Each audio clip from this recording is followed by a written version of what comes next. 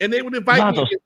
Huh? not to cut you off, can you stop there? Because I'm literally doing research right now on Norwalk Records because I used to buy records from there, and a lot of groups, Norwalk's Most Wanted, N.W.A, Norwalk's Most Wanted came out of Norwalk Records. Can you go into Norwalk Records, whatever you know about them? Because the history is fascinating to me. I'm trying to figure out the guy's name. He just died. I think it was Richard. His name was Richard. Richard was the owner of Norwalk Records. Richard, Richard had a one stop. It was a brick building on the side over there, but he was also connected with Thump. I think Richard's sister or something was married to Bill Walker, and they had another store on Norwalk Boulevard. Okay. Richard and I, he hustled. It was a different game. Okay.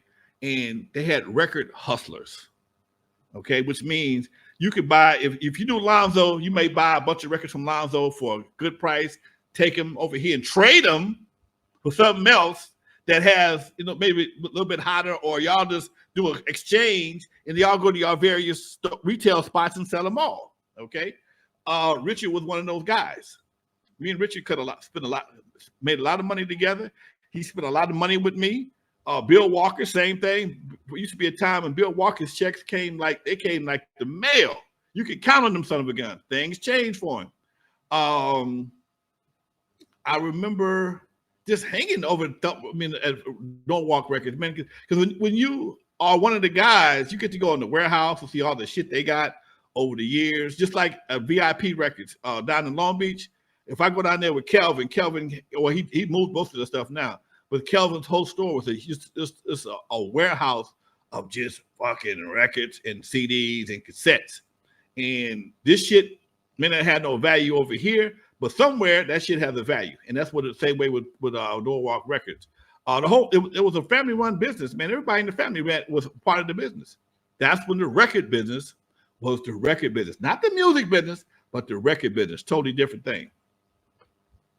Damn, dude, good times. Just being a consumer, it's so cool to hear the behind the scenes. But another, I guess, faction that fascinated me was Thump Records. Yeah. They had a different type of marketing plan and things like that. What do you know? What can you tell us about Thump Records? Thump Records was owned by Bill Walker. Bill Walker was a little stubby white dude. He might have been. No, he was white. He was white, the motherfucker. But he understood the Latino market. He was always at the LA County Fair, always had a booth out there. He was partners with the guy that owned, he was a musical partner to the guy that owned Lowrider magazine. Okay. They shared an office out in off the 710 freeway. And when you walk into the office, it was Lowrider magazine on one side, Thump Records on the other. And Bill was the first person I've ever seen that took the front end of a 64 Chevy and turned it into a table light for a podcast. I tried my best to get that damn thing from him, but Bill was always ahead of his time. Now, Bill could be a little bit questionable sometimes because him and Michel'le was tight, and that's how me and Bill got tight. Bill back there loading up Wrecking Crew shit. Where the money at, man? And that's how me and Bill became acquainted because Don had cut a backdoor deal and I'm standing by the back door. And Bill's loading up his Cadillac with my shit and I ain't seen no money. Where the money going, dude? So keep from having a problem, Bill started buying from me direct. That's true. That's true shit. Now this kind of shit, Dre don't know about this. Yella don't know about this because they weren't with me back then. I had to do all the shit. I was exposed to all the shit. And Bill would, I said, I would pull up and there was Bill Walker loading up my shit. I think Unknown might have been with me. He knew he had a problem. He's like, oh shit, I'm busted. Well, I'll tell you what we're gonna do. I'm gonna slide you some over here. From now on, you guys sell me, you give me your shit and sell it to me direct. Okay. We won't whoop your ass today. We're gonna let you slide. We're gonna take this few dollars you gave us today, and then we'll deal with you direct.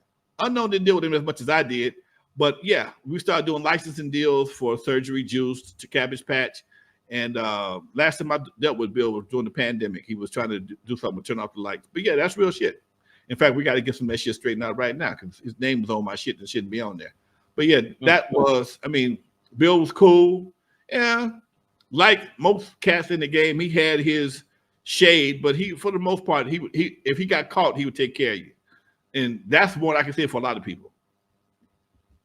Damn. Once again, another story. We've been doing this show for going on 6 years. Never heard that one. That's dope. Hey, before we move on, speaking of the Latino homies, Lonzo, I think this would be a perfect time to tell the jacket story. You told it a few times on the show, but tell us the jacket story with you and Dre and the Latino homies. Oh, down in when they hit my car? Yeah. This is a true story, man. This I tell the story. Sometimes people call me a lie, but I ain't got a lie to kick it. Me and Dre were coming from downtown doing something, and we coming down like maybe Main Street or Broadway or something and shit in this real dense area, and this cat in a Pinto full of Latinos hit the back of my car, bam, and it hit me hard. Now Dre's in the car asleep. This motherfucker slept everywhere. He didn't wake up for shit. Dre's in the car asleep. I get out. I'm talking 2 tons of shit. I look under my car, the BMW 635. Look at the back of it. It had the tailpipes come straight out the middle. Well, up under the car, the tailpipe is kind of suspended, but it's held up by 2 big rubber bands, big ass rubber bands. And when they hit my car, they bent the pipe and broke the rubber bands. Now my pipe is dragging on the ground. And I'm talking 2 tons of shit. Yes, I was that dude back there. Motherfucker, it's about 9 motherfuckers in a Pinto. Okay? Got to be 9 motherfuckers. All in the front seat. I was pissed off. So I'm talking all this shit. I didn't realize that there was a group of Latinos in front of this laundromat just in that squat. You know, that squat, that jailhouse squat, just watching my ass. So I needed a coat hanger or something to fix my damn car. And and when I walked over to the coat, I'm in front of a cleaners now.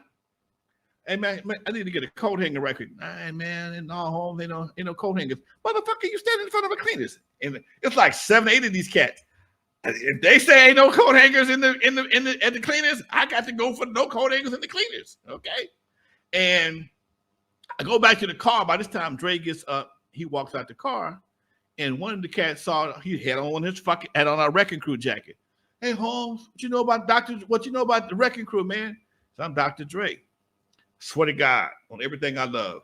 The motherfucker like, oh shit, that's Lonzo. Dude, homeboy got me about 3, 4 hangers. They went in, they got me 3 or 4